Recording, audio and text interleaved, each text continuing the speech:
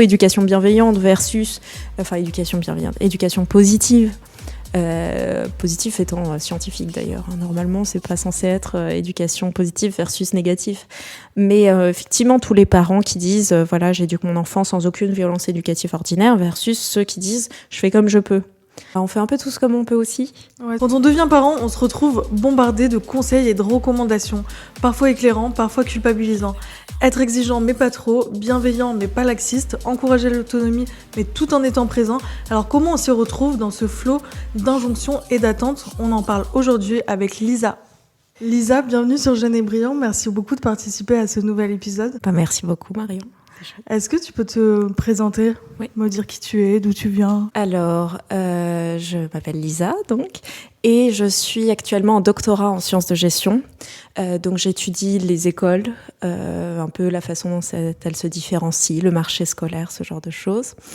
J'habite à Rouen, en Normandie, et j'ai 2 enfants de 2 ans et demi et 1 an. Voilà.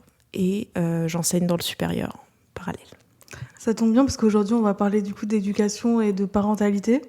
Toi, tu as un parcours quand même tu t'es beaucoup intéressée à l'éducation. Qu'est-ce qui t'a amené à t'intéresser à ces sujets justement ?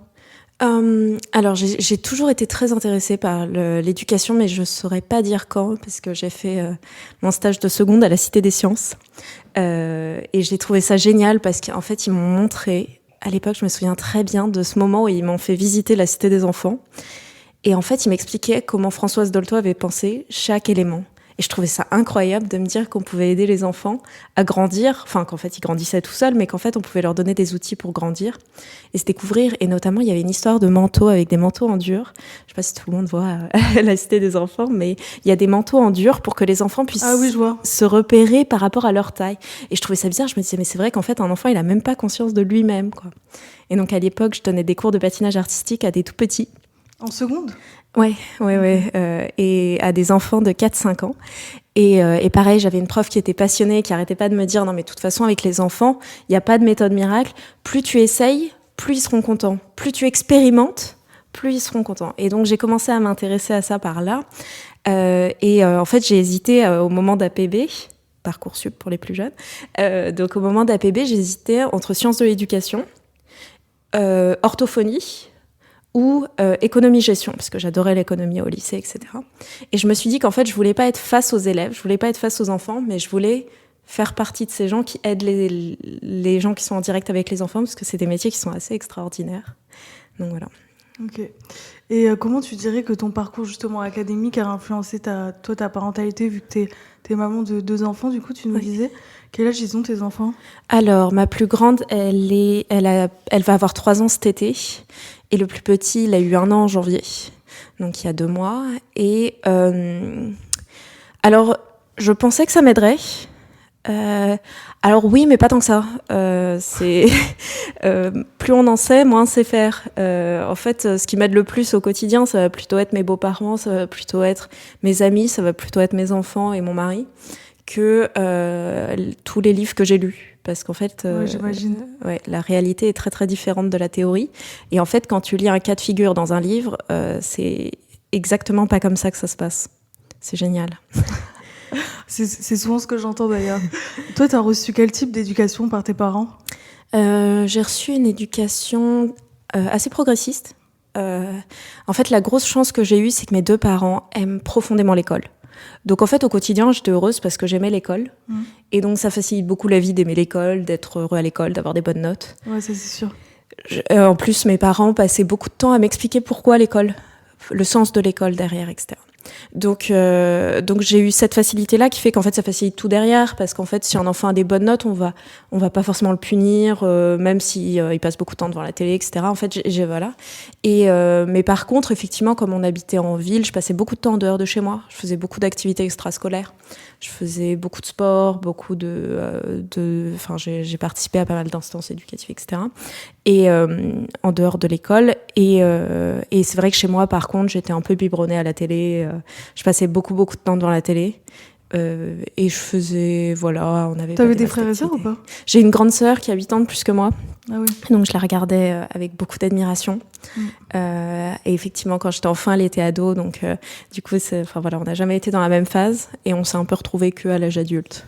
Ouais, comme moi avec mon petit frère qui a 6 ans de moins que moi. C'est un peu le... Ouais. Ok. Et tu vois, tu disais que t'avais des bonnes notes, donc ça se passait bien et t'étais heureuse. Mais c'est fou quand même que l'éducation elle soit quand même centrée autour de l'école. J'ai l'impression quand même qu'on commence. Après, c'est peut-être parce que aussi je suis dans le domaine de l'éducation, mais on commence quand même petit à petit à se détacher de ça, parce que il y a des enfants qui réussissent pas forcément à l'école, qui se sentent pas forcément à leur place. Donc c'est quand même compliqué, je trouve, de centrer l'éducation juste autour de ça, quoi. Ouais, tout à fait. C'est vrai que c'est un des enjeux aujourd'hui, mais en même temps, aujourd'hui, quand on a des enfants, là, du coup, ma fille, elle va rentrer à l'école en petite section. En fait, voilà, on se dit, on aimerait bien que ce soit pas le cas, mais on a choisi de vivre en France, et donc du coup, on est un peu obligé d'aller avec la société dans laquelle on est. Bien sûr. Et donc, on se retrouve nous à être obligés de faire des choix pour notre enfant, non pas par rapport nécessairement à qui on est et à qui on veut qu'elle soit, mais par rapport à la société aussi. Donc on sait que il y a des choses qui vont se faire, et je sais pas du tout comment je vais vivre l'école pour elle. Je sais pas du tout comment je vais vivre l'école. Parce que là, c'est à la rentrée prochaine. C'est ça, c'est en septembre. C'est en septembre. Ça te stresse ? Non, parce que j'ai la chance d'avoir une petite fille qui est très scolaire à 2 ans. Ah ouais ? Oui, en fait, elle est assez marrante parce que du coup, elle aime beaucoup écouter les histoires que lui raconte la bibliothécaire. Elle s'assied, elle dessine pendant des heures. Je pense que je me serais un peu plus inquiétée si j'avais une petite fille qui courait partout, qui pouvait pas rester en place, qu'il faudrait plutôt inscrire à l'escalade et à la boxe. Mais là, elle, effectivement, si j'avais dû choisir entre l'école ou une activité sportive toute la journée, je l'aurais inscrite à l'école. Okay. Donc c'est une chance. J'avoue. Et tout à l'heure, tu disais que justement, ce que tu as appris dans les livres, tu fais un peu le contraire quand tu as des enfants. Concrètement, comment tu peux... Enfin, est-ce que tu as des exemples concrets ? Ouais, alors, je fais pas forcément l'inverse, mais je déraille des livres par la situation réelle que mes enfants me transposent. En termes d'exemples, je me suis beaucoup posé la question par rapport à ce que j'ai envie à comment les punir en fait, comment les sanctionner de quelque chose de négatif. Donc comme ils ont que 16 mois d'écart, en fait, c'est allé assez vite parce que quand ma fille a eu 16 mois et il y a eu un nouveau-né à la maison, il fallait pas qu'elle marche sur le bébé, écrase le bébé, les choses un peu de la vie de tous les jours, quoi, on n'écrase pas les bébés. Et donc mais assez fermement parce qu'en fait là on peut pas questionner, on peut pas lui expliquer. Et en fait, c'est un truc que j'avais lu dans les livres, c'était je veux pas que mon enfant soit obéissant, je veux que mon enfant soit sage.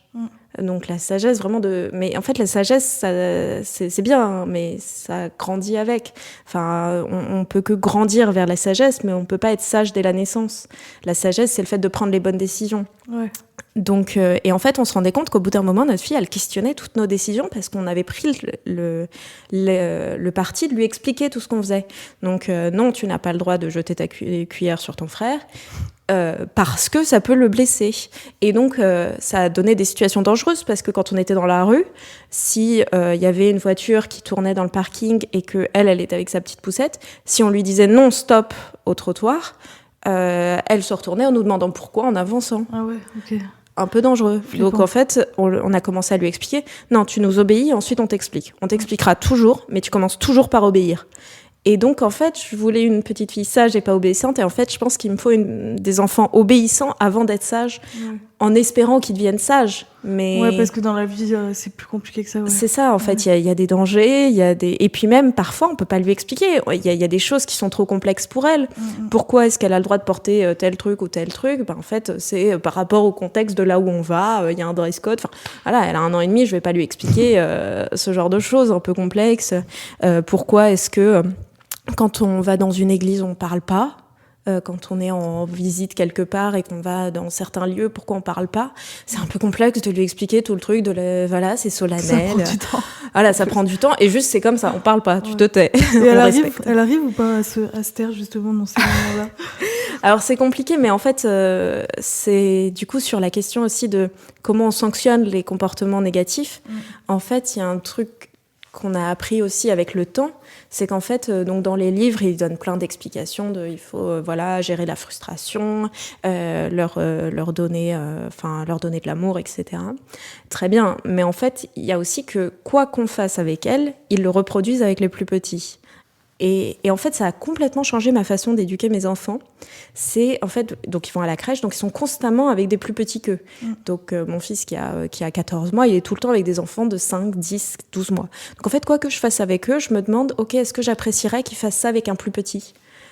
Typiquement, les trucs un peu évidents, mais la violence, c'est non. Si il touche un objet, même le four ou quelque chose, je vais pas lui taper la main parce que j'ai pas envie qu'il tape la main d'un plus petit. Bon, ça c'était évident, j'avais pas de questions à me poser. Enfin voilà, j'ai eu la chance de pas grandir comme ça, donc ça m'est jamais venu à l'esprit. C'est pas dans mes réflexes ancestraux, on va dire. Mais par contre, effectivement, par exemple, le fait de crier. Quand ils font trop de bruit, le fait de crier, ça c'est un truc qui me vient un peu plus naturellement. Bah non, parce qu'en fait j'ai pas envie qu'ils crient en retour. Et t'arrives à justement te contrôler toi parce que j'imagine que des fois tu dois être fatiguée, un peu C'est ça dépend du niveau de fatigue. Ouais, voilà. En fait j'ai établi une règle de moi pour moi. C'est quand j'ai dormi moins de 3 heures d'affilée, je n'ai aucune consigne pour moi-même. Donc je mange ce que je veux, je ne fais pas de sport, je m'impose rien du tout de toute ma journée, et donc en fait toute la marge que j'ai de reste, c'est pour l'éducation de mes enfants.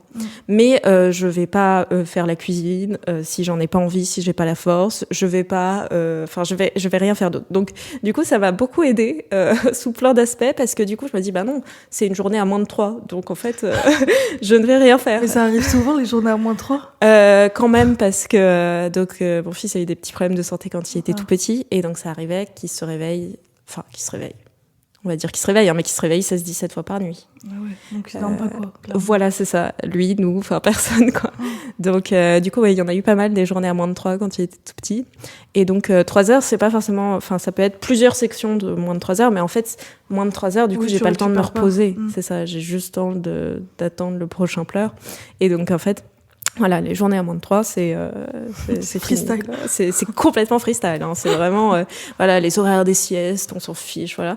Mais par contre, le seul truc, c'est que j'essaye de pas crier trop fort. Mais pareil, je leur annonce à mes enfants, je leur dis, là, c'est une journée fatiguée. Donc, du coup, à la fin de la journée, en général, je m'excuse des différents éléments qui ont pu arriver dans la journée. Donc tu t'excuses à la fin de la journée quand même ? Ouais, quand même, toujours. Okay. Je leur dis, là, c'est pas du tout comme ça que j'aurais voulu que ça se passe. Je suis vraiment désolée, je me suis emportée. J'essaierai de faire en sorte que ça se reproduise pas, bien sûr. J'étais fatiguée, mais c'est pas une raison. Enfin, c'est une raison, mais pas une excuse. Et non, c'est important parce qu'on demande souvent à nos enfants de s'excuser. Ouais, mais nous, on s'excuse pas forcément, ouais, c'est vrai. Du coup, nous, on s'excuse systématiquement, et on se le dit, même quand il y a des enjeux par rapport à d'autres gens, même quand on va s'énerver un peu facilement, même entre nous, et là, on s'excuse toujours auprès de nos enfants en leur disant non, mais on s'aime tous très fort. Ok, quand par exemple tu as une dispute avec ton mari, Ok. Ouais, on explique aux enfants. Parce que ça, c'est vrai qu'ils le ressentent, les enfants. Ouais, clairement. Et quand on est tous les deux à moins de 3, forcément, ça c'est un peu fatigant. C'est drôle, cette expression, moins de 3. C'est ça. En général, le soir, pendant la routine du soir, on a une phrase, c'est entre 1 et 10, t'es à combien ? Et donc, le principe, c'est si on est à 10, c'est que là, on pourrait refaire une journée et aller au zoo. Voilà. Et quand on est à 1, ça veut dire qu'il faut aller aux urgences, là. Donc, en général, le soir, après une grosse journée, en n'ayant pas beaucoup dormi, on est entre 3 et 4. 4, ça veut dire je peux tenir toute la soirée toute seule. Ça va pas être fameux, mais ça va aller. 2, ça veut dire t'as intérêt à rester dans le coin parce que là, ça va pas tarder. Voilà. Ok, donc vous avez quand même instauré aussi un petit peu des règles entre guillemets avec ton mari. Tout à fait, oui. On a des règles, on a beaucoup de... on se soutient énormément, et on fait en sorte aussi de laisser beaucoup de place à l'autre pour lui-même. Parce que l'un comme l'autre, en fait, on a passé beaucoup de temps avec nos enfants, parce que toute la première année de ma fille, on était tous les deux donc en doctorat à 100%, mais en ayant ma fille à 100%. Okay. Donc, du coup, on se la répartissait chacun 2 jours et demi sur la semaine, et tout le reste du temps, on travaillait. Donc, en fait, on avait des journées de travail, quand on l'avait, par exemple, de 6h à 22h. En fait, on commençait à travailler à 8h quand elle se recouchait de sa première période d'éveil. Ah oui. On travaillait de 8 à 10. Ensuite, elle se réveillait de 10 à 12. Ensuite, elle se recouchait à midi. Donc, on se retravaillait 2 heures, etc. Et donc, c'est intense. C'était très intense, ouais. Et après, il y avait les journées normales où quand c'était l'autre qui, voilà, on travaillait de 9h à 18h classiquement. Mais du coup, ça faisait quand même des semaines assez intenses, beaucoup de fatigue et puis beaucoup de relais. En fait, et c'est pas trop comme ça qu'on voyait la parentalité, mais en fait, c'est beaucoup de relais. Okay. C'est beaucoup l'un tout seul avec les deux, voilà. Et donc, du coup, pour avoir du temps pour soi, ouais. Pour avoir du temps pour soi, pour pouvoir travailler, parce qu'aussi, ils sont tout le temps malades, en fait. Enfin, à cet âge-là, ah bon ils sont tout le temps à la maison. Enfin, au début, je les avais avec moi tous les mercredis, mais j'ai dû arrêter parce qu'en fait, ils sont tout le temps malades. Donc, en fait, je les avais de toute façon une fois par semaine à peu près en moyenne. Donc du coup là je les reprends parce qu'on est au printemps, donc ça y est, je vais pouvoir les reprendre le mercredi. Voilà. Mais oui, je les avais au moins une fois par semaine, donc c'est pareil. Avec mon mari, il faut se relayer parce que là j'ai un Teams. Tu prends le bébé, plus le bébé énervé. Enfin donc. Et ça, vous avez comment vous êtes organisé Est-ce que vous en avez beaucoup parlé avant d'avoir le premier bébé, ou est-ce que c'est avec le premier que vous Enfin, c'est venu quoi ? Tout. En fait, on avait beaucoup parlé pendant nos fiançailles. En fait, on a eu des fiançailles un peu, un peu structurées, un peu cadrées, où en fait, on a fait donc une préparation au mariage, et dedans, il y avait tout un enjeu sur l'éducation des enfants, et notamment quelles valeurs on veut transmettre. Okay. Et ça, c'est quelque chose auquel je me réfère beaucoup, parce qu'en fait, parfois, dans l'éducation de nos enfants, je me dis, mais j'aurais pas fait comme ça. Bah oui, parce qu'en fait, c'est pas ma première valeur que je veux transmettre à mes enfants, mais mon mari, oui. Donc c'est normal qu'il agisse comme ça parce que lui, c'est ça qu'il veut transmettre. Moi, c'est ça. Donc du coup, c'est normal que ce soit différent. Donc on a eu toute une partie très théorique, un peu à très long terme, qu'est-ce qu'on a envie de transmettre, etc. Qui nous a aussi permis de beaucoup nous éloigner des livres que je lisais à l'époque, parce que je disais... En fait, j'ai arrêté de lire sur l'éducation quand j'ai eu des enfants. Une des meilleures choses que j'ai faites, d'ailleurs. Sur la parentalité, je lis plus que ce qu'on me conseille pour des situations concrètes. Okay. Mais je lis plus dans le vide des trucs, voilà, un peu. Parce que ça te prend trop de cerveau, quoi. Parce que oui, c'est ça, parce qu'en fait, chaque livre que je lis, il faut que je les remette en perspective par rapport à ce que je pense. Que en plus, moi, comme je suis dans la recherche, je me pose la question de mais est-ce que c'est vraiment basé sur quelque chose de sérieux ? Donc je croise les sources. Enfin voilà, je fais ça un peu sérieusement. Et puis après, j'en parle à mon mari. Et puis on questionne ensemble, est-ce qu'on est d'accord, etc. Et du coup, il est chercheur aussi ? Oui, okay. Il est chercheur aussi. Et puis lui, il est entre la psycho et les sciences de gestion. Donc ça, voilà, c'est assez intello comme parentalité. Mais disons que voilà, on a pas mal on remet beaucoup de choses en question, et en fait la vie quotidienne nous suffit en fait, parce que comme on a parfois une approche différente, en fait une fois que les enfants sont couchés, on en parle, on dit bah voilà, qu'est-ce que t'en penses, moi j'aurais fait comme ça, toi t'aurais fait comment. Là on a eu un enjeu parce que ma fille arrêtait la tétine et avait le droit à un cadeau quand elle arrêterait la tétine, et donc c'était est-ce qu'on récompense l'effort ou la réussite. Est-ce qu'on lui donne parce qu'elle a posé la tétine, ou est-ce qu'on lui donne parce qu'elle a réussi à passer une journée sans. Et donc, du coup, on en a parlé de savoir, mais qu'est-ce qu'on veut lui transmettre ? Est-ce que c'est le goût de l'effort, ou est-ce que c'est le... Enfin, voilà. Et donc, du coup, en fait, le quotidien suffit, il n'y a pas besoin de livre. Ouais, c'est super intéressant. Et justement, tout à l'heure, tu parlais de réflexes ancestraux. Est-ce que toi, il y a des choses que tes parents ont fait avec toi dans ton éducation que tu n'as pas envie de refaire avec tes enfants ? Ou le contraire, que tu n'as pas eu avec tes parents et que tu as envie... Je pense que toute la notion d'être soi, en fait, je pense que c'est pas que lié à mes parents, mais je pense qu'il y a toute une génération qui a passé beaucoup de temps entre son job et ses enfants, et qui n'avait plus forcément de personnalité tant que les enfants étaient petits. Ce qui est tout à fait compréhensible et très admirable, mais... D'autant plus parce que j'ai eu mes enfants très jeunes et que j'avais la sensation de ne pas avoir accompli grand-chose par rapport à des personnes qui ont leurs enfants à 30, 35 ans. Tu les as eu à quel âge ? J'ai eu ma fille à 22 et mon fils à 25. Ouais. Et donc, j'avais pas la sensation d'être déjà quelqu'un. Enfin, c'est vrai que quand j'écoute des podcasts et que c'est la DG de telle de telle entreprise qui part en congé mat. Ouais. Bon, bah voilà, elle a quelque chose à dire à son enfant, quoi. C'est bonjour, tu es l'enfant de. Voilà, ça en jette, quoi. Moi, voilà, bonjour, je suis étudiante, j'essaye de finir ma thèse. En plus, quand j'ai eu ma fille, j'étais même pas étudiante, j'étais pas en doctorat encore, j'étais encore en master. Master 2, et donc elle m'a accompagnée à ma remise de diplôme, mais voilà, c'était la seule chose que je pouvais dire. Bah voilà, je commence ma vie, C'est toi déjà aussi. pas mal. Oui, c'est ça, c'est pas mal, mais c'est vrai que Tu avais eu ton mariage aussi avant quand même. ouais, tout à fait, mais du coup j'ai quand même envie de leur. En fait, il y a quelque chose que j'ai très envie de transmettre à mes enfants, c'est le fait de voir leurs parents s'accomplir. De voir leurs parents être heureux, de voir leurs parents avoir des projets pour eux, de voir leurs parents aussi faire des choses en couple pour eux, parce qu'ils sont en couple.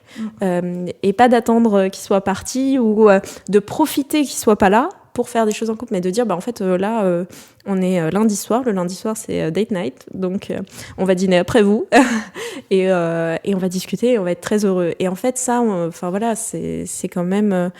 quelque chose qui ressort un peu de la génération au-dessus, pas forcément de mes parents, mais de toute cette génération qui commençait à jongler entre tellement de balles que du coup ils s'y sont un petit peu perdus quand on était petits, et où avec mes amis on voyait bien que on était toute leur vie parce que ils jonglaient entre métier famille. Et est-ce que tu ressens une pression sociale par rapport à la manière d'éduquer tes enfants ? Oui, mais c'est pas forcément négatif. Ok. C'est-à-dire que je pense que la pression sociale, ça a l'avantage aussi d'être des... De faire avancer ? Ouais, de faire avancer, et puis de donner des conseils. Donc, effectivement, il y a une sorte de bienséance autour de l'éducation positive, bienveillante, etc., qui est très forte. Et pourquoi pas dans une certaine mesure ? C'est-à-dire qu'effectivement, aujourd'hui, si on commence ce qui est bien, c'est qu'effectivement, on peut plus taper son enfant dans le parc parce que... il y a un peu la police des parents qui va intervenir en général. C'est pas plus mal. Ouais, ça, c'est pas mal. Pourquoi pas. Mais après, oui, il y a une certaine pression sociale à l'allaitement, à l'accouchement physiologique, à une éducation très axée sur l'enseignement des émotions, etc. Et il y a un peu à boire et à manger. Il y a des choses qui sont très bien. Effectivement, apprendre les émotions, savoir gérer ses émotions, c'est très bien, mais ça dépend comment on le fait. Typiquement, il y a une bande dessinée qui est sortie, qui était très intéressante, c'est « Et si on changeait d'angle ?» Elle est très très bien, cette bande dessinée, elle est très intéressante. Et en fait, ça montre des comportements qu'on a avec nos enfants, mais du point de vue du couple. C'est-à-dire, si mon mari me disait « J'ai fait un cauchemar, j'ai besoin d'un câlin », est-ce que je lui donnerais ? Mais en fait, c'est pas... Ça me mettait mal à l'aise. Parce que, oui, pour les violences pures, mais un enfant, ça se traite pas comme un adulte, et heureusement. Il y a des choses que je fais avec mes enfants que je ferais pas avec mon mari dans la même situation. Il est censé mieux gérer ses émotions qu'un enfant de 2 ans et demi. Et donc, je vais être beaucoup plus tolérante avec mes enfants sous plein d'aspects. Et donc, j'ai pas envie de changer d'angle. Ouais. En fait, le seul changement d'angle que je pourrais faire, c'est ce que je disais tout à l'heure par rapport à la discipline, c'est ce que je discipline avec mes enfants, c'est-à-dire la façon dont je les discipline quand ils commettent des éléments que je n'ai pas envie qu'ils fassent, des comportements que je ne souhaite pas qu'ils aient. C'est est-ce que quand ils verront leurs camarades le faire, est-ce que je suis d'accord pour qu'ils les disciplinent, même si j'ai pas envie qu'ils disciplinent d'autres enfants et qu'ils n'en ont pas la responsabilité, mais ils vont le faire de toute façon. On le voit partout, des enfants qui disent non, on n'a pas le droit de rentrer là, voilà, oui, c'est interdit. Et puis en plus ils font tous le signe interdit puisque dans la crèche ils font ça. Et donc ça je réfléchis beaucoup plus comme ça. Si on changeait d'angle, c'est comment ça va se passer quand elle sera avec un plus petit, quand il sera avec un plus petit. C'est un bon recul à prendre. Je trouve ça plus adapté qu'entre adultes en fait, parce que de un c'est pas réaliste, c'est pas parce que je me comporte comme ça avec ma fille que je vais me comporter comme ça avec mon mari. Par contre c'est comme ça que ma fille va se comporter avec son frère, ça c'est sûr. Et c'est marrant, tout à l'heure quand on parlait de pression sociale, tu parlais d'allaitement, d'accouchement, c'est quand même beaucoup de pression sociale sur les femmes quand même. Oui, mais je pense qu'il y en a aussi beaucoup sur les pères. Je pense qu'il y a une pression sociale qui est très différente, typiquement pendant que j'étais en congé maternité. Donc, moi, je ne travaillais pas, j'étais payée pour ça. Et mon mari, par contre, il était payé 14 jours alors qu'il a passé 1 an avec sa fille. Et en fait, il y a quand même une pression sociale pour les pères à gagner de l'argent, mine de rien, à monter dans leur carrière, etc. Et à être des bons pères pour leurs enfants. C'est-à-dire qu'un père présent est très valorisé. Par contre, voilà, le fait d'arrêter sa carrière un an pour s'occuper des enfants, c'est pas forcément très bien vu. Ah ouais, tu penses ? Disons que je sais pas si c'est mal vu, mais en tout cas, ça sera bizarre. Oui, c'est vrai, c'est perçu un peu bizarrement. Ouais, c'est vrai. Et tu penses que les pères, ils ont plus de pression sociale aujourd'hui que, par exemple, il y a 20-30 ans ? Oh non, je pense qu'il y a toujours eu de la pression sociale et il y en aura toujours. C'est pas forcément la même ? C'est pas la même, c'est ça. Je pense que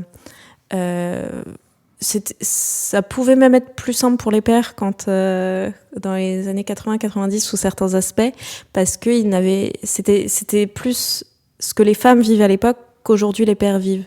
C'est-à-dire voilà, le fait de jongler entre tous ces éléments-là, qui fait que, voilà, alors qu'aujourd'hui, même si être une femme, c'est très difficile sous plein d'aspects, il y a une grosse pression sociale, on peut un peu plus faire à la carte. En fait, il y a des entreprises, par exemple, qui proposent une fois par semaine, un jour par semaine 80% la première année de l'enfant.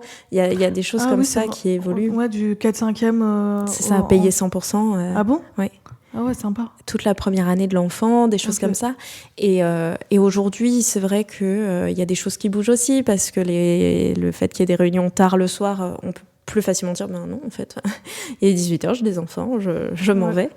Oui, ça va affecter ma carrière, mais en fait, c'est accepter que ce soit une injustice. C'est-à-dire que quand on arrive à 40 ans, on sait que, bah oui, mais elle a eu des enfants, donc c'est normal que sa carrière, elle est un peu freinée. C'est horrible, hein. C'est injuste. Mais on sait que c'est pour ça. Alors qu'aujourd'hui, être père, à 40 ans, tu peux pas dire, bah oui, mais j'ai eu 3 enfants. Donc c'est normal que ma carrière, elle est un peu plus ralentie. Ouais. Non, du coup, si t'as des enfants, essaye d'avancer plus vite en plus. Enfin, c'est peut-être un peu différent comme pression sociale, et c'est peut-être plus, effectivement, paradoxalement, l'inverse de ce que les femmes vivent. Après, c'est quand même un peu aussi injuste que les carrières ralentissent. C'est clair. Pour les femmes, parce qu'elles doivent élever leurs enfants. Les entreprises aussi devraient plus s'adapter à ça, parce que c'est pas juste. Tout à fait, et je pense que le fait qu'aujourd'hui les pères du coup se retrouvent à ralentir leur carrière, quand je vais à la crèche à 18h, il y a quasiment que des pères. Donc très visiblement à 18h, il y a plus grand monde dans les réunions autour en tout cas dans les entreprises, des enfants de la crèche où mes enfants vont. À 18h, il y a beaucoup de pères. Et c'est vrai que les pères ont un peu plus. C'est très chouette d'ailleurs. Il y a une anecdote qui est assez marquante. C'est au tout début de l'année. Quand on rentre à la crèche, il y a des surchaussures roses et jaunes et bleues. Pour pas salir. Pour pas salir, avec des tailles différentes. Donc il y a des tailles spéciales pour les 37-39, donc pointure 37-39, 41-43, etc. Et à un moment donné, je crois que c'était en octobre-novembre, on a vu qu'ils avaient racheté peut-être le double de surchaussures, mais que en taille 41-43, parce qu'ils en avaient pas assez. Et je trouvais que c'était très symbolique du fait que il y a des pères, faut qu'on s'adapte, faut qu'on rachète des surchaussures. Ça a changé, parce que j'ai l'impression qu'il y a quand même quelques années, c'était beaucoup les mamans, même devant l'école. Ouais, tout à fait. Ouais. Non, maintenant il y a beaucoup de pères dans les parcs, et surtout des pères qui font l'éducation, qui sont pas juste là pour promener les enfants. Ouais. Mais on entend, non, tu n'as pas le droit de faire ça, on en a déjà parlé, ou alors tiens, ta gourde, ton machin, et puis ils savent très bien ce que les enfants veulent, etc. Et c'est chouette, c'est vrai que... Ouais. Toi, tu regardes un petit peu justement quand tu vas à la crèche ou au parc, comment font... est-ce que tu observes un petit peu les autres parents ? Pas trop, non. C'est plus mes parents qui regardent, parce que ça les choque par rapport à eux, ce qu'ils ont vécu. Et aussi les auxiliaires qui nous en parlent. Typiquement, un jour, mon papa est arrivé avec mon bébé en porte-bébé, et il y a une auxiliaire qui dit « c'est la première fois que je vois un grand-père en porte-bébé ». Ce à quoi j'ai répondu, en même temps c'est vrai qu'ils rentrent pas trop dedans, mais c'est vrai que c'était la première fois qu'ils voyaient un bébé sur le ventre d'un papy, et du coup elle m'a dit mais vous l'avez pris en photo? Non, c'est vrai, je ne l'ai pas pris en photo. Du coup, j'ai fait une photo de mon papa avec mon bébé en porte-bébé devant la crèche avec l'auxiliaire qui me regardait pour vérifier que je faisais la photo. Parce que pour elle, c'était une première, quoi. Vraiment, le grand-père avec le bébé en porte-bébé, c'était incroyable. Et justement, comment tes parents et tes grands-parents ils perçoivent vos choix éducatifs ?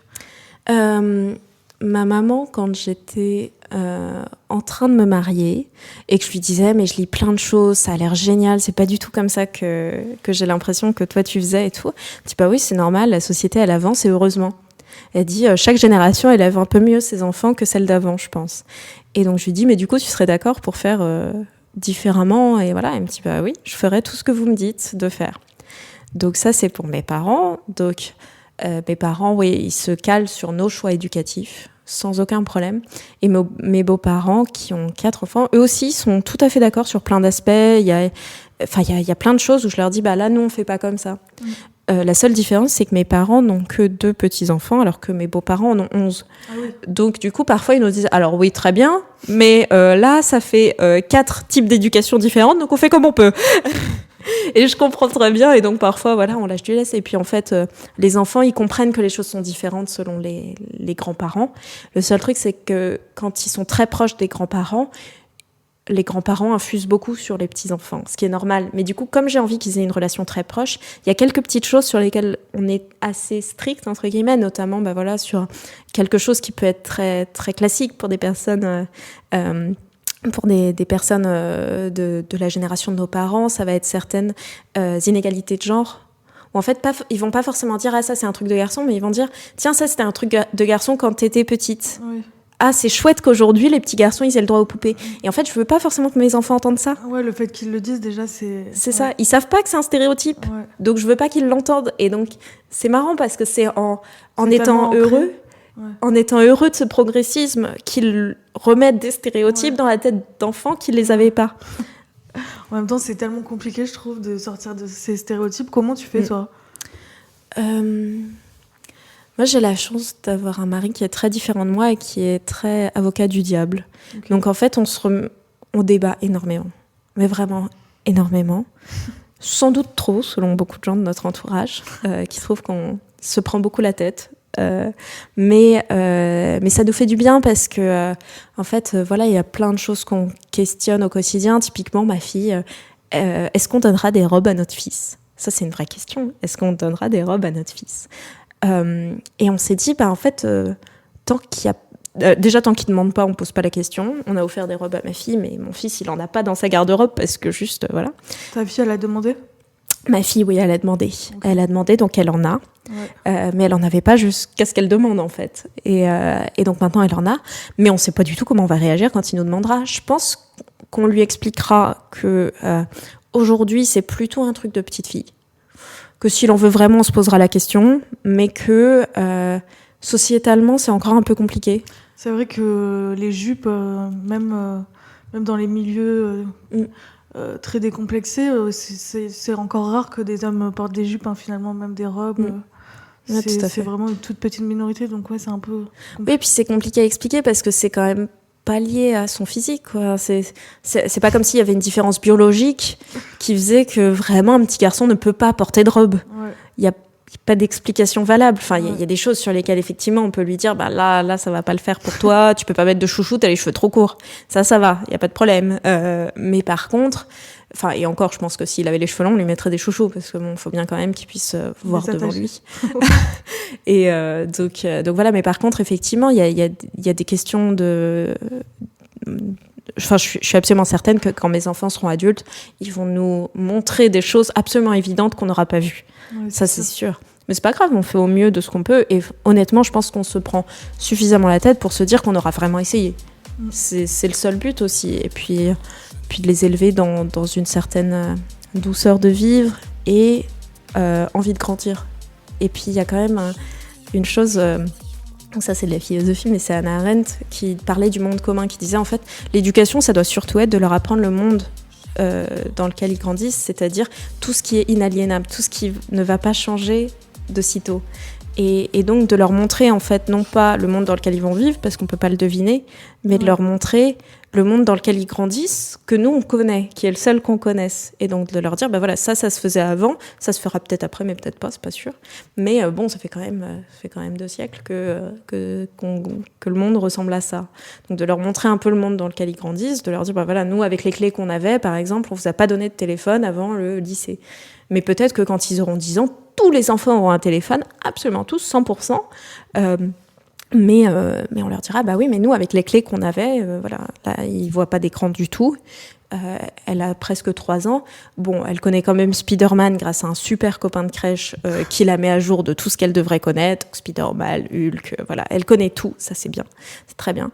Mais typiquement, on va pas l'emmener à Disney parce qu'on trouve. Après, elle est super jeune, non? Elle a 3 ans, enfin, elle a presque 3 ans. 3 ans, c'est jeune, non, pour Oui, Disney? mais elle ira pas de sitôt parce qu'on n'est pas forcément à l'aise avec l'image que ça rend. Elle ira pas forcément dans les zoos, par exemple. Ah bah oui, en même temps, zoo. Voilà, mais peut-être que en fait, elle nous dira, bah oui, mais moi j'ai 5 ans, je suis la seule de ma classe à pas savoir à quoi ressemble une girafe en vrai. Tu penses que les gens, ils vont encore au zoo? J'ai l'impression quand même, il y a encore beaucoup de zoos, oui, quand même.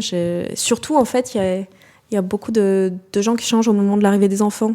Ouais. Qui en fait sont pas allés dans un zoo pendant 10 ans, se posent pas forcément la question aussi de savoir, enfin c'est une activité qui est recommandée pour les enfants, donc on y va. Et qui se posent pas forcément la question de savoir ce que ça représente pour eux, etc. Et nous, il y a sûrement des choses pour lesquelles on se pose pas la question, et en fait on se dira, mais en fait c'était ridicule de l'emmener là. Mais nous, voilà, les zoos, les écrans, le cinéma, tout ça on fait pas, même quand il y a écrit que c'est à partir de 1 an, 2 ans, etc. Voilà.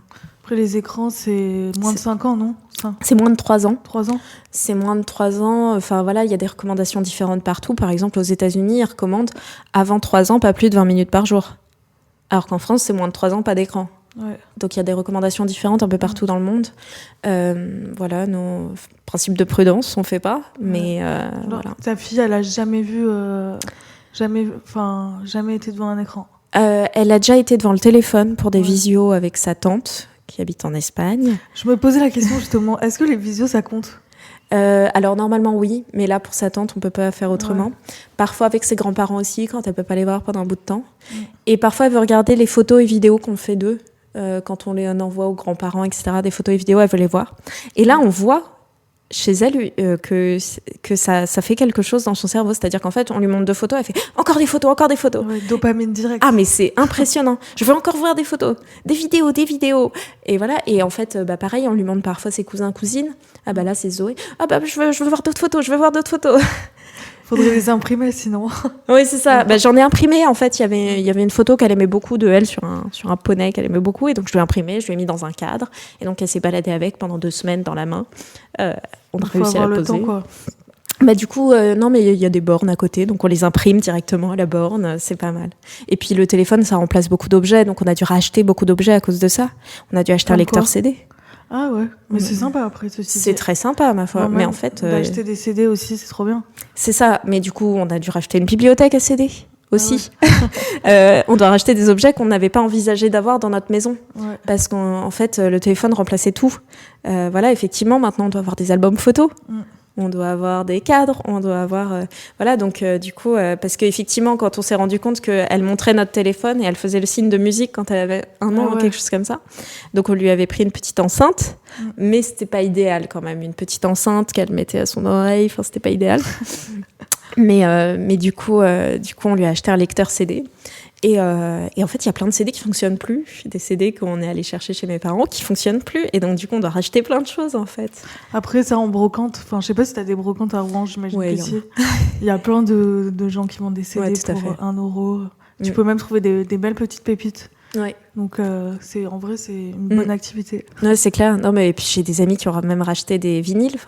Parce qu'en fait, quitte à racheter un truc, autant que ce soit rigolo, quoi. Ouais. Donc, du coup, qui ont racheté des vinyles, qui ont des radios. Ouais, c'est ça. Il y a des très très beaux objets, effectivement. Ouais. Mon frère, il a 6 ans de moins que moi et il a son petit poste radio, il écoute la radio et tout. Ouais. Et pareil, il collectionne les CD, collectionne les vinyles. Ouais. Donc ça revient au final. Hein. Ouais, et puis les livres aussi, mine de rien, j'avais une liseuse. En fait, il faut quand même racheter des livres pour que les enfants ils voient qu'on Je suis jamais passée, moi, à la liseuse. Je sais que c'est pratique, mais je préfère quand même l'objet livre, c'est quand même beaucoup plus agréable. Ouais, mais ça nous tombe pas dessus dans le lit, c'est pratique. Enfin, c'est plus facile dans le lit de lire, dans le train, etc. C'est vrai que dans le lit, c'est chiant. Ouais, puis il y a des livres qui font 800 pages, c'est marrant, hein, mais voilà, c'est pas très très pratique non plus. C'est vrai. Mais du coup, non, on a dû racheter quelques livres, et puis on va à la bibliothèque, beaucoup. Enfin, c'est vraiment, au final, la vie que j'avais quand j'étais enfant, quoi. On va à la bibliothèque, on achète des CD et tout, et je me disais, mais ma fille, elle reconnaîtra jamais un lecteur CD. J'avais acheté un imagier de 1964, parce que je trouve les images très jolies. Et je commence à lui montrer une cassette. Puis elle me regarde, genre, j'en ai jamais vu. Je fais, bah oui, moi presque pas non plus, en fait, pour tout te dire. C'est pas resté longtemps, les cassettes, j'ai l'impression. C'est pas resté longtemps. Ouais. Voilà. Et puis la première page, il y avait un cigare, un œuf à la coque, une cigarette, et une bouteille de vin.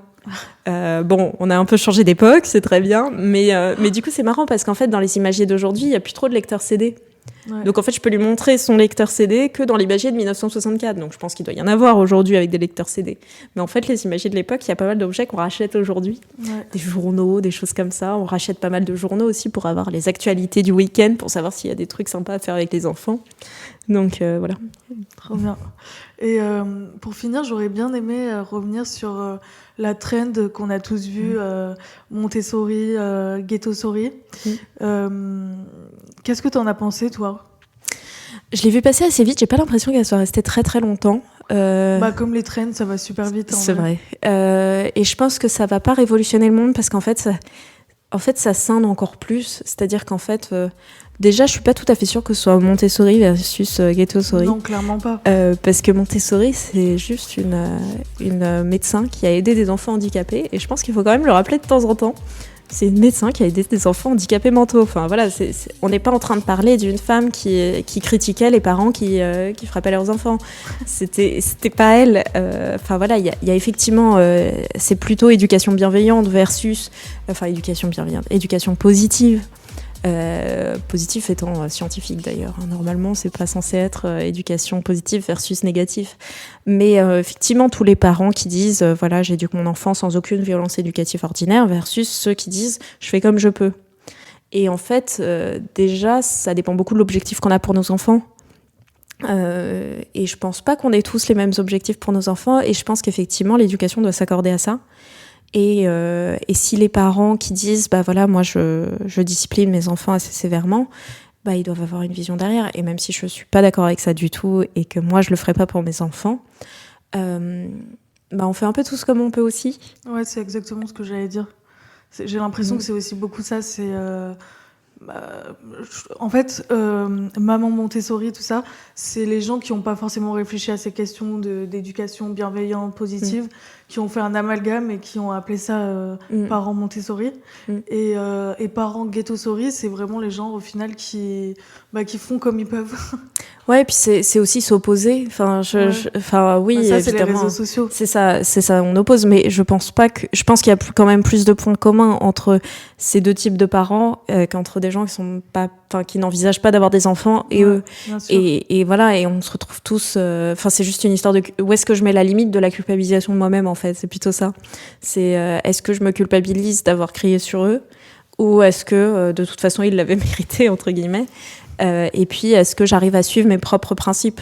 Et je pense que ces deux parents, au final, ils arrivent à suivre leurs propres principes d'une façon. Et ils arrivent à pas se culpabiliser de suivre leurs propres principes. Et c'est très bien. Et je pense qu'on bénéficierait plus de réseaux sociaux qui se donneraient des astuces sur bah voilà, comment t'as géré telle situation. Bah, moi, je l'ai engueulé. Et du coup, ça a donné quoi ? Est-ce que ça va mieux ? Est-ce que machin ? Et bah non, pas forcément. Et toi, t'as fait comment ? Bah moi, je lui ai fait un câlin, ça a marché ? Bah non, pas forcément. Ok. Quelqu'un a une troisième astuce ? Et d'essayer d'avancer comme ça et de pas se culpabiliser, de se donner des conseils et de se donner des vraies situations. Parce qu'en fait, mine de rien, l'avantage de cette trend, c'est que ça a donné des situations réelles. Ouais. C'est-à-dire des anecdotes. Parce qu'elle commençait par dire je suis maman Ghettosori, donc évidemment que. Et après, elle donne des anecdotes réelles. Et donc certaines allaient trop loin et je pense que c'était des situations tout à fait fausses ou voilà. Mais il y en a certaines qui disaient des choses qui étaient juste des anecdotes de leur vie. Et ça, c'est intéressant. Là, on commence à rentrer dans des sujets sympas. Et tu parlais là de culpabilité, ça me fait penser. Toi, tu culpabilises des fois ? Oh oui, mais je pense comme tout le monde, même sans enfant, tu culpabilises on culpabilise de pas être allé au sport la semaine dernière alors qu'on s'était dit qu'on allait aller au sport, de pas avoir mangé sainement. Bah nous c'est pareil, enfin voilà, on culpabilise de leur avoir donné des petits pots plutôt que de leur avoir fait une bonne purée fait maison. Pour un bébé qui refuse de manger des purées mais qui veut manger avec ses mains. Donc il mange son petit pot avec les mains, bon bah ça fait un peu culpabiliser aussi. On se dit mais non, c'est quand même un peu sauvage.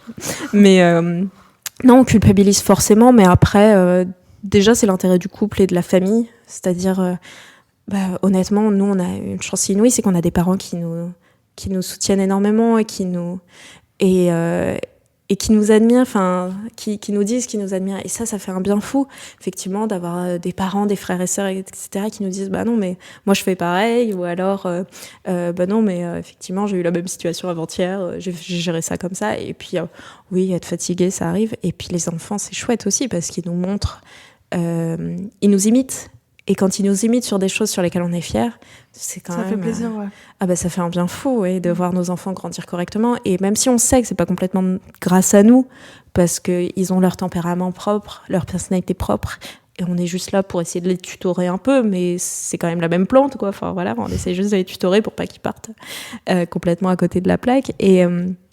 Mais donc c'est quand même chouette de les voir grandir et puis de se dire, bon bah voilà, tant qu'on tuteur, ça va. Je pense que voilà, on tuteur tous comme on peut, mais on tuteur tous d'une façon. Et voilà, et c'est quand on arrête de tutorer que là, il y a un problème.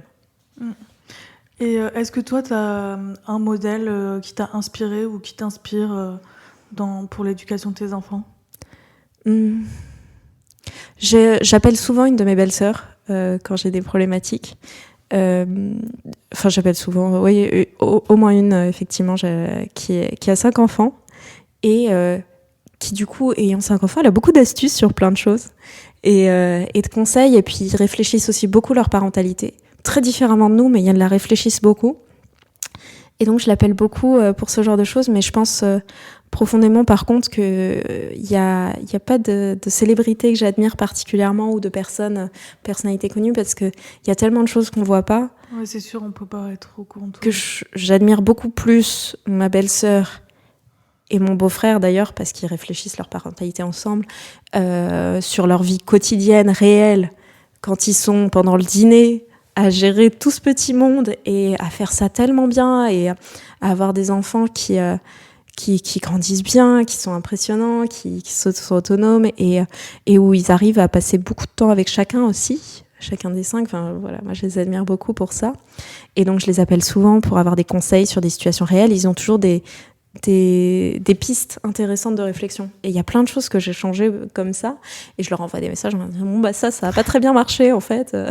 Tu m'avais dit de responsabiliser la grande donc j'ai essayé dans le bain de la responsabiliser en lui disant, bon, bah là, tu empêches ton frère de boire l'eau du bain. Et là, elle est en train de lui donner à boire l'eau du bain. Ça n'a pas très bien marché. Elle me dit, bon, bah il doit être convaincant. Voilà. C'est super, en tout cas, tu as l'air entourée parce que c'est pas forcément évident d'avoir des enfants si jeunes. J'ai l'impression que souvent, il y a des mamans qui peuvent se sentir un peu isolées, mais c'est pas ton cas, donc c'est cool. Bah, au niveau de mes amis, effectivement, je vois bien que y a pas mal d'amis qui comprennent pas forcément ce que je vis. Ah ouais. Mais c'est pas très grave parce que du coup on parle d'autre chose ouais, toi ça te sort aussi un petit peu de ta parentalité aussi. C'est ça, ou en tout cas voilà, parfois on parle de la parentalité mais du coup sous un autre angle. Oui, moins profondément, moins sur le quotidien de comment tu gères le bain, qu'est-ce que tu fais de l'autre, voilà, mais non, voilà, et puis je sais qu'il y a un moment où on va se retrouver dans le sens où moi mes enfants ils vont grandir aussi, donc je vais retrouver un peu plus ma personnalité, mon identité, et puis là quand je vois quand j'ai des projets professionnels ou personnels qui sont liés à moi, je peux plus facilement les partager avec ces amis là, même peut-être plus qu'avec des amis parents. Voilà, mais forcément, je pense qu'à chaque période de la vie, il y a des personnes qui sont un peu plus proches de nous. Quand on est célibataire, ça va être des amis célibataires. Quand on se met en couple, ça va être nos amis en couple.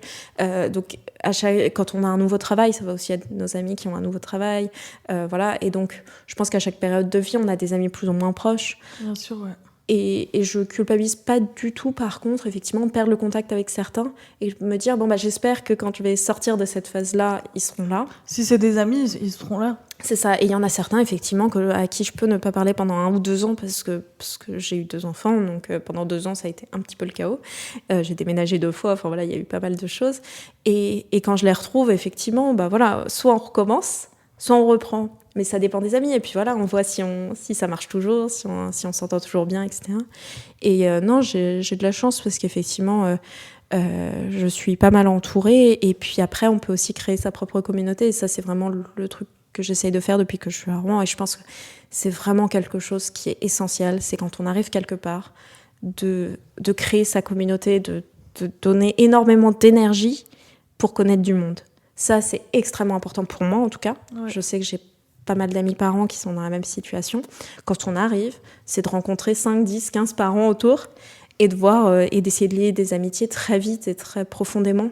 Okay. Parce que les dimanches après-midi sont longs et que c'est très chouette d'avoir des amis avec qui discuter. Et puis les enfants jouent ensemble et on discute avec les parents de problèmes qui sont difficiles d'évoquer avec des gens qui sont soit pas de notre génération, soit qui n'ont pas d'enfants. Donc de pouvoir... voilà, par exemple, le fait de parler d'enfants avec quelqu'un qui n'a pas d'enfants, c'est toujours très complexe parce qu'on ne sait pas s'ils en veulent, on ne sait pas s'ils essayent, et c'est très compliqué de se plaindre du manque de sommeil à quelqu'un qui potentiellement a fait 4 fausses couches avant et on n'en sait rien. Ouais. Donc en fait, par pudeur, je parle assez peu de la parentalité sans que la personne me l'évoque, parce que j'ai pas envie de rentrer dans un sujet qui puisse être sensible, tabou ou même juste inadéquat. Ouais. Par rapport à ce que la personne vit, parce que peut-être que ça n'a rien à voir avec sa vie et qu'elle aurait envie d'y réfléchir, mais qu'elle n'a pas le temps, l'énergie ou la capacité matérielle d'y réfléchir. Ouais. Donc c'est vrai qu'il y a des sujets sur lesquels il faut des parents pour en parler, mais au même titre que voilà, quand on a un métier un peu... je pense que quand on est en art du spectacle, on a besoin d'avoir des amis qui ont la même vie que nous. Ouais. Pour pouvoir ne serait-ce qu'avoir des amis quand on a du temps libre, et puis aussi pour pouvoir discuter d'enjeux très spécifiques. Et effectivement, on a du mal à en parler avec des gens qui vivent pas la même chose. Parce que peut-être que ton ami qui est prof, il aurait bien aimé être en art du spectacle, et inversement proportionné. Peut-être que l'ami qui est prof, il a envie de parler de plein de choses, de ses vacances, de son métier, des enfants qu'il voit, des jeunes qu'il essaye d'aider, et que la personne en face, elle aurait bien aimé. Et donc en fait, on a toujours un peu cette pudeur avec ses amis de se dire on ne sait pas forcément tout ce que l'autre traverse, donc j'évoque pas des sujets qui puissent être sensibles. C'est vrai, mais c'est pas tout le monde qui fait ça, mais en tout cas c'est très bien. Ouais, on essaye, et puis c'est vrai que c'est inversement aussi, c'est-à-dire que je vois bien que mes amis, ils sont pudiques avec moi, ils font attention à ce qu'ils disent, paradoxalement quand ils parlent de leur voyage. Je sens bien quand ils parlent de Bali, il y en a certains qui me disent pas tout. Alors que moi j'ai bien envie de savoir ce qu'ils ont fait en parachute. Mais ils veulent pas te frustrer. C'est ça, et je comprends, mais j'ai quand même envie de vivre par eux ce voyage à Bali. Merci beaucoup Lisa, en tout cas, c'était super intéressant. Merci beaucoup Marie. Merci d'avoir écouté Jeune et Brillant.